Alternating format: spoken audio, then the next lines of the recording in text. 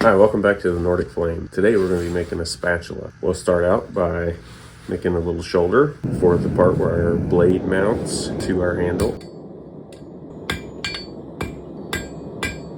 Then we'll draw this out. Some of these I made round, some of them I took to square to do a reverse twist on.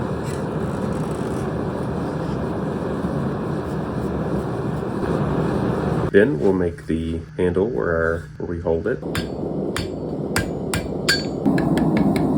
Then we'll make our blade. Then we'll mount it. And finally, we'll finish it off with some cooking oil, just good old canola oil.